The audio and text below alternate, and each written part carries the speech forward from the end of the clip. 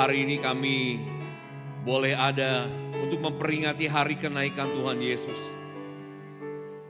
Kenaikan Tuhan Yesus membuktikan bahwa Engkau telah menang dan menyelesaikan semua misimu di muka bumi ini.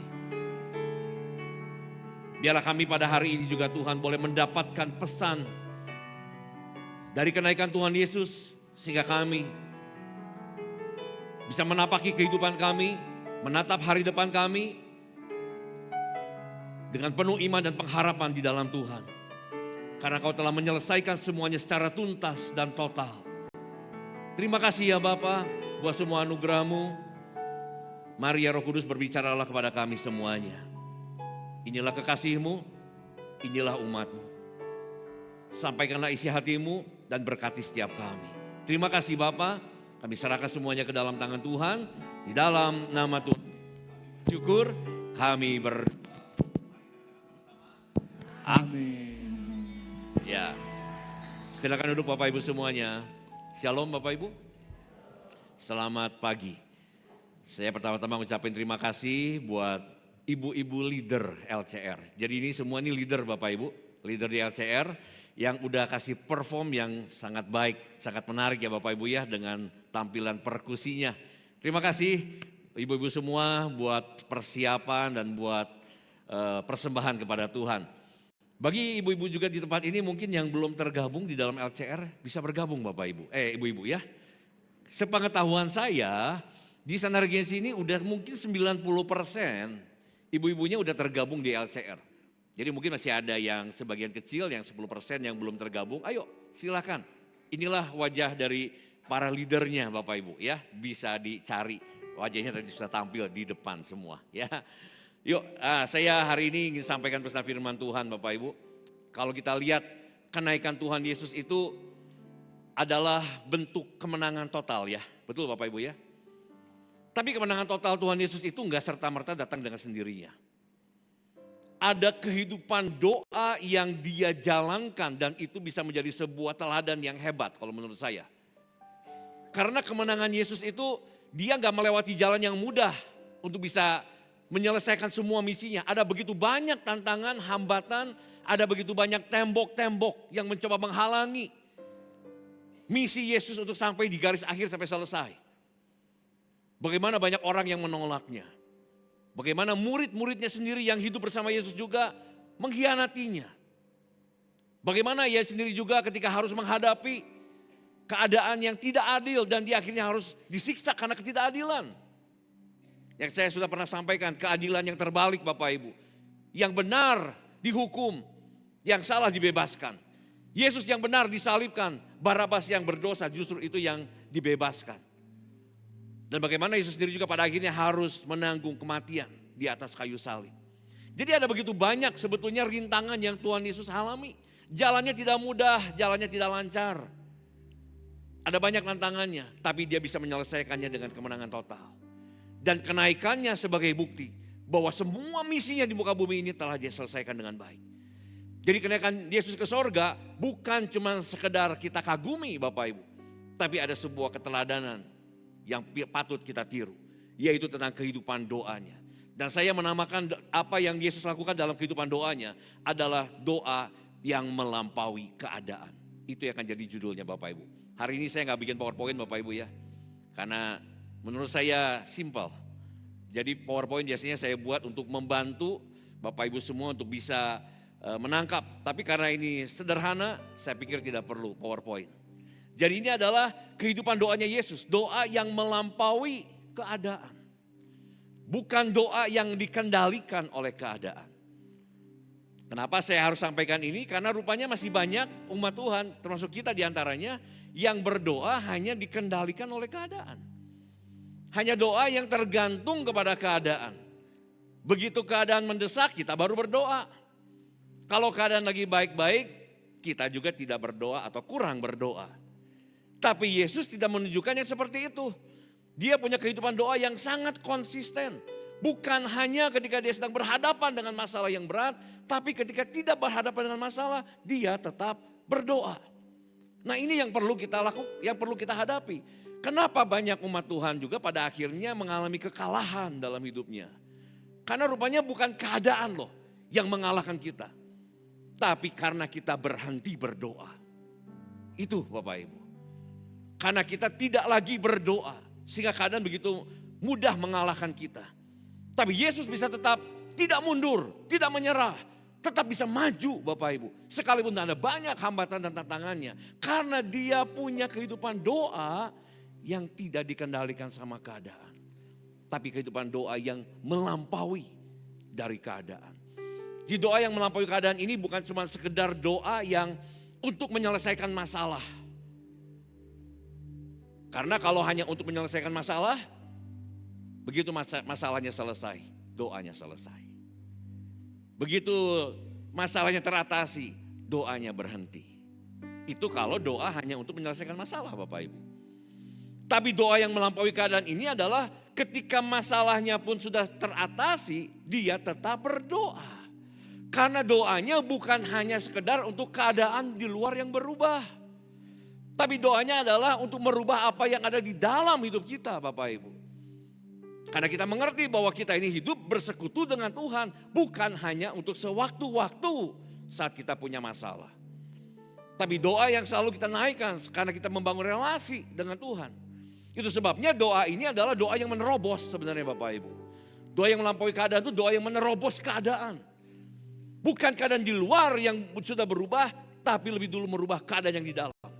Bukankah itu seringkali cara kerjanya Tuhan dalam hidup kita Bapak Ibu? Seringkali Bapak Ibu sudah berdoa, tapi di luar belum juga terjadi perubahan. Sebetulnya Tuhan ingin Bapak Ibu memperdalam ke dalam. Ketika keadaan di luar belum berubah, kita perlu memperdalam ke arah dalam, menerobos ke dalam. Sehingga kita tadinya dilingkupi dengan ketakutan karena tekanan, himpitan, masalah. Dengan doa yang melampaui keadaan ini, maka Bapak Ibu akan menerobos. Hidup dalam realitas iman. Nah, itu kan ada di dalam hidup kita Bapak Ibu. Doa yang tadi sedang kebingungan dengan semua situasi. Bapak Ibu dengan doa yang melampaui keadaan ini menerobos. Jadi mengerti apa yang jadi kehendaknya Tuhan. Itu perbedaannya Bapak Ibu. Jadi bukan berdoa hanya cuma sekedar masalahnya selesai. Tapi sehingga Bapak Ibu dengan terus berdoa, imanmu akan terus diperkuat. Ketajamanmu, kepekaanmu terhadap Tuhan akan semakin dibangun. Responmu terhadap keadaan juga akan berbeda. Karena cara pandang kita terhadap keadaan pun jadi berbeda. Ketergantungan kita kepada Tuhan jadi semakin lebih kuat. Bukankah itu Bapak Ibu yang seharusnya terjadi? Tapi kan masalahnya kalau saya boleh jujur Bapak Ibu. Bukan cuma Bapak Ibu saja kok. Saya juga perlu bergumul dengan area ini. Karena kita semua manusia punya kecenderungan demikian. Kalau baru ada masalah baru kita berdoa. Kalau nggak ada masalah kita tidak berdoa. Kalau masalahnya udah selesai kita berhenti berdoa lagi. Padahal berdoa bukan cuma sekedar berharap keadaannya yang berubah. Itu memang pikiran kita, keadaan supaya berubah. Tapi doa yang ini, yang Yesus juga hidupi Bapak Ibu, doa yang melampaui keadaan ini adalah doa ketika sudah teratasi masalah pun dia tetap berdoa. Jadi Bapak Ibu, pembelajarannya berarti lewat peringatan hari kenaikan Tuhan Yesus ini. Kita bisa melihat keteladanan Yesus Kristus. Kita bisa belajar tentang doa yang melampaui keadaan ini bukan dari teori. Tapi dari kehidupannya Yesus Kristus sendiri. Kenaikannya ke sorga itu membuktikan bahwa dia telah menghidupi kehidupan doa yang melampaui keadaan. Bapak Ibu, kehidupan doa seperti apa yang Yesus telah hidupi? Kita lihat ketika Yesus ada di Taman Getsemani. Ini adalah bukan keadaan lagi tenang. Keadaan di Getsemani ini adalah sebuah keadaan dalam tekanan yang hebat. Krisis yang sangat besar yang sedang dihadapi oleh Yesus. Dia akan menghadapi sebuah masa penyaliban dalam waktu ke depan, dalam waktu dekat. Itu yang sangat memberatkan hatinya sekali. Itu yang sangat membuat menderita sampai dia bergumul hebat di Taman Getsemani. Tapi di Taman Getsemani ada doa yang terkenal dari Tuhan Yesus. Bahwa dia berkata, jika sekiranya mungkin, biarlah cawan ini berlalu daripadaku. Tapi dia gak berhenti sampai di sana. Nah, banyak dari kita berhenti sampai di situ kalau berdoa. Ketika kita berhadapan dengan situasi yang kita takuti, ketika berhadapan dengan pergumulan kita seringkali berdoa seperti itu. Kalau boleh Tuhan, Biarlah masalah ini jangan sampai terjadi seperti yang aku takutkan, seperti yang aku cemaskan, seperti yang aku khawatirkan.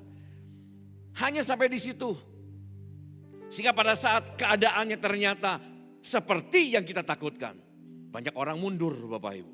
Banyak orang kan jadi kecewa. Tapi Yesus gak berhenti sampai di sana. Tapi dia berkata, tapi janganlah kehendakku yang terjadi. Biarlah kehendakmu. Artinya Bapak Ibu di Taman Getsemani ada sebuah keteladanan yang hebat. Di mana Yesus sedang menyelaraskan kehendaknya dengan kehendak Bapa melalui doanya tadi. Bukankah seringkali sulit kita untuk seperti itu Bapak Ibu? Harusnya ketika dalam sebuah persiapan, ini Taman Getsemani adalah sebuah persiapan menjelang penyaliban Bapak Ibu. Dia juga berharap cawan ini berlalu, itu kehendaknya, itu bisa kita lihat dari doanya. Tapi dia sendiri juga menyadari ada realitas kehendak Allah yang jauh melampaui kehendak dia secara pribadi sebagai manusia saat itu Bapak Ibu. Yang harus menanggung semua dosa itu. Dan dia berkata biarlah jangan kehendakku yang terjadi, tapi kehendakmu. Kita perlu belajar yang seperti ini. Ketika dalam doa kita nggak maksakan kehendak kita lagi. Sekalipun kita punya kehendak, tapi kita bisa belajar menyelaraskan. Apa yang menjadi kehendaknya Tuhan, biarlah aku yang hidupi. Itu nerobos namanya Bapak Ibu. Nerobos dari yang tadinya kita ketakutan dengan keadaan yang menghimpit. Kita menerobos menjadi hidup dalam realitas iman.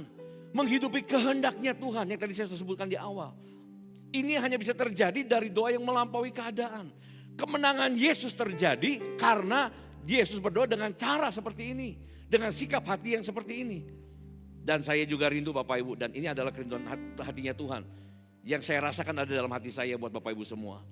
Dia juga ingin Bapak Ibu pun punya doa yang kayak gini. Bukan cuma sekedar siap untuk sesuatu yang apa yang jadi kehendak kita. Tapi siap enggak kalau keadaan terjadi enggak sesuai dengan kehendak kita. Tapi sesuai dengan kehendaknya Tuhan. Banyak orang yang tidak siap. Tapi Yesus di Taman Getsemani dia mempersiapkan hatinya untuk seperti itu.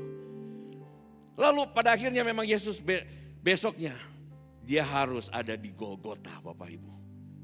Dan di Golgota di atas kayu salib. Dia juga berdoa. Hebat loh Bapak Ibu. Ini adalah hal yang paling dia takuti. Ini yang menjadi pergumulannya. Tapi dia sudah mempersiapkan hatinya. Lihat, doa yang melampaui keadaan tidak membuat orang mundur. Tidak membuat orang menyerah. Tapi tetap melangkah maju. Sekalipun tidak mudah. Itu yang Yesus lakukan. Karena ditopang oleh kehidupan doa ini. Dan dia harus berhadapan dengan Golgota. Hal yang paling menakutkan. Dan di Golgota ini dia menderita dengan penderitaan yang sangat hebat. Karena bukan cuma tubuhnya yang disiksa, yang menderita. Tapi jiwanya pun ikut menderita. Jiwanya pun ditolak. Salib melambangkan, kenapa salib itu tergantung Bapak Ibu lambangnya. Karena bumi menolak, surga pun juga tidak menerima. Itu adalah hal yang sangat tidak mudah. Dia harus menanggung pengkhianatan. Dia harus menanggung penolakan. Dia harus menanggung olokan. Jiwanya pun juga dihancurkan di sana. Dan secara roh dia juga harus terpisah dari Allah.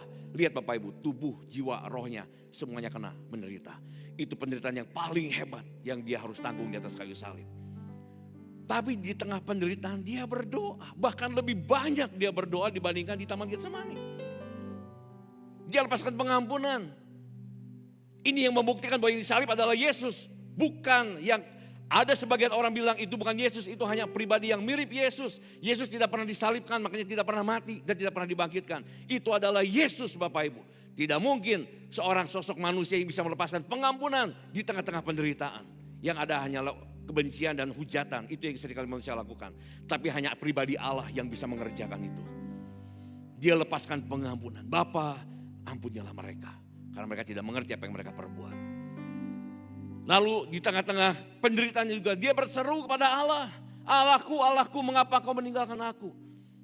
Dia memang mengutip dari Mazmur 22 Bapak Ibu. Tapi itu sebagai jeritan dari hatinya kepada Tuhan di tengah-tengah keadaannya. Dia tidak melarikan diri Bapak Ibu, tapi dia berteriak kepada Tuhan. Itulah doa yang melampaui keadaan. Tidak melarikan diri. Hadapi semua keadaannya, tapi berseru kepada Tuhan. Bahkan di ujung dari semuanya Bapak Ibu, hebat. Ada sebuah doa penyerahan total kepada Allah Bapa. Bapa, kuserahkan semuanya kepadamu. Setelah itu dia mati Bapak Ibu. Jadi artinya Yesus itu penyerahannya kepada Bapa itu bukan menunjukkan sebuah kekalahan. Penyerahannya menunjukkan sebuah kemenangan yang sudah dia selesaikan. Dari tadinya dia pergumulan dalam ketakutan sampai kepada penyerahan. Dari tadinya dia di dalam tekanan, akhirnya dia kepada kemenangan. Itulah yang dialami oleh Yesus. Sehingga pada saat kita lihat kenaikan Yesus Kristus Bapak Ibu, dia sudah selesai dengan semuanya. Dia sudah menang. Amin Bapak Ibu. Tapi pertanyaan saya kalau begitu, apakah doa yang seperti tadi, doa yang melampaui keadaan ini hanya milik Yesus saja? Kita lihat ya, Kisah Para Rasul 1 ayat yang ke-14. Kisah Para Rasul 1 ayat yang ke-14. Ini adalah para murid. Dan Kisah 1 ayat 14 ini dicatat setelah Yesus baru saja naik ke sorga. Apa yang dilakukan para murid? Nah lihat ini. Mereka semua bertekun, garis bawahi kata bertekun. Dengan sehati dalam doa. Jadi mereka bertekunnya di dalam doa. Artinya bertekun dalam doa itu begini. Keadaan belum berubah tetap berdoa. Keadaannya masih menakutkan tetap berdoa. Keadaannya sudah baik, tetap akan berdoa. Itu artinya bertekun. Mereka semua bertekun dengan sehati dalam doa bersama-sama.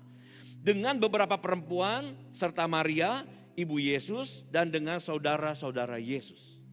Ternyata Bapak Ibu, hal ini langsung ditiru, dicontoh, dihidupi oleh para murid.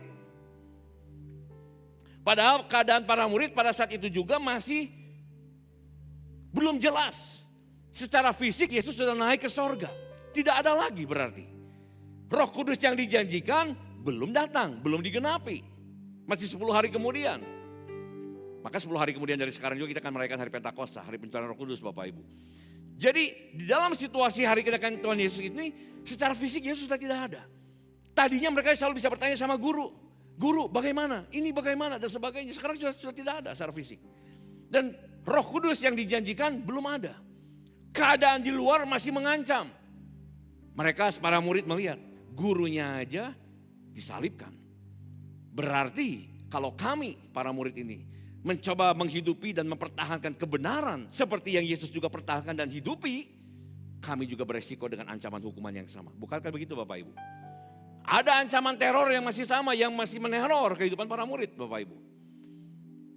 Jadi keadaannya masih membingungkan buat para murid ini. Tapi mereka tetap berdoa. Masa depan pelayanan mereka belum jelas akan seperti apa. Ini semua masa-masa yang mungkin tidak mudah bagi para murid. Nah sekarang coba kita cerminkan terhadap kita Bapak Ibu. Kalau murid di tengah-tengah kebingungan tadi, mereka nggak mencoba mencari solusi sendiri, tapi mereka mencari Tuhan, yaitu dengan doanya. Kan begitu. Bagaimana dengan kita? Apakah kita lebih percaya kepada keadaan ataukah kepada doa? Apakah Bapak Ibu lebih cepat panik atau lebih cepat berlutut? Kan begitu Bapak Ibu. Apakah kita lebih sibuk cari solusi sendiri ataukah Bapak Ibu mau mencari Tuhan di tengah-tengah kebingungan seperti tadi? Nah, ini menjadi keteladanan yang harus kita bisa lihat dari kehidupan Yesus dalam doanya. Dan itu juga dijiplak, ditiru, diteladani, dicontoh oleh para muridnya.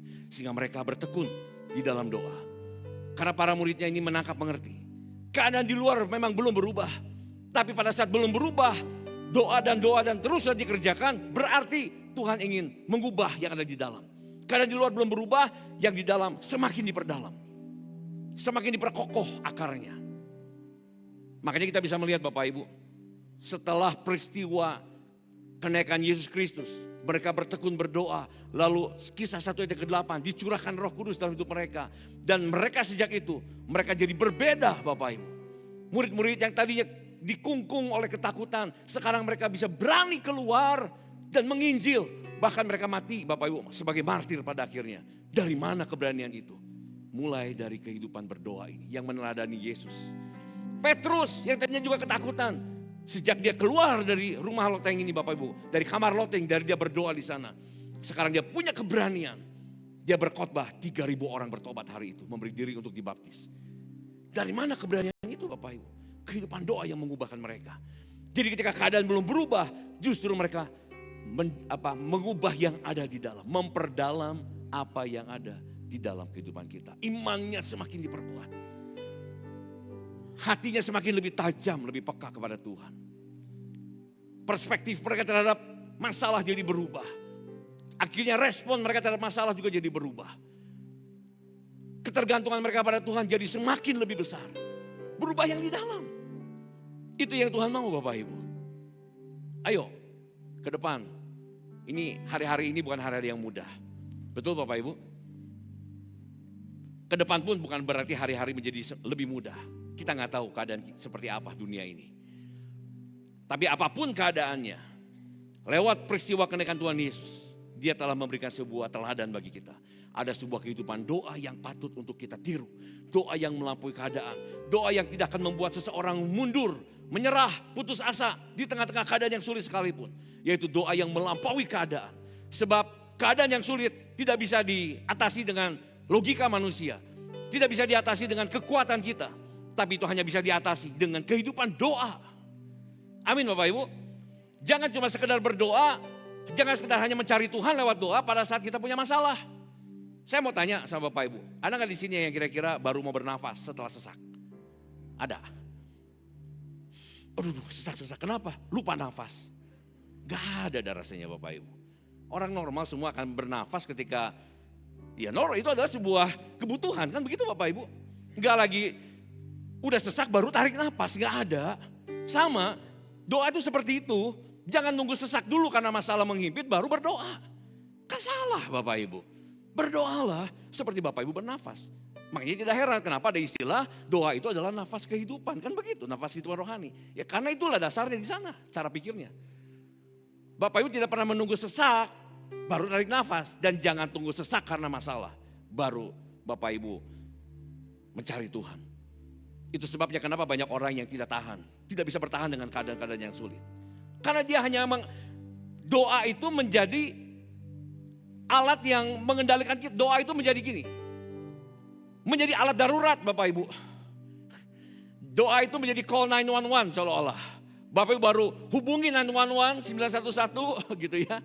Karena kita sedang dalam keadaan darurat. Bukan itu. Kalau Yesus menghidupi doa cara begitu, salib tidak akan bisa dia sanggup untuk lewati. Dia sudah gugur di Taman Getsemani mungkin Bapak Ibu. Bahkan jauh sebelum itu. Dan bahkan kita bisa lihat kehidupan doa Yesus bukan cuma sekedar di Getsemani. Alkitab mencatat jauh sebelum peristiwa Getsemani. Pagi-pagi benar kata Alkitab. Dia bangun dan dia pergi ke tempat yang sunyi. Seorang diri dan berdoa. Itu kan Bapak Ibu. Beberapa kali Alkitab mencatat bahwa Yesus menarik diri dari keramaian. Lalu dia berdoa. Jadi Alkitab selalu menunjukkan sebuah kehidupan yang sekalipun tidak ada apa-apa, tetap berdoa. Apalagi kalau sedang dalam kesesakan, lebih banyak doanya. Orang lagi sesak kan lebih banyak menarik nafasnya gitu Bapak Ibu karena sesak. Kan begitu. Bisa dipahami sampai di sini Bapak Ibu? Tapi pertanyaan saya lagi berikutnya kalau begitu. Apakah doa yang melampaui keadaan ini hanya miliknya orang-orang di Alkitab saja? Kan tadi Yesus dengan para murid. Itu kan semua kisah di Alkitab. Yuk kita lihat satu ayat lagi yang terakhir. Efesus pasal 2 yang ke-6. Efesus pasal 2 yang ke-6 dikatakan begini.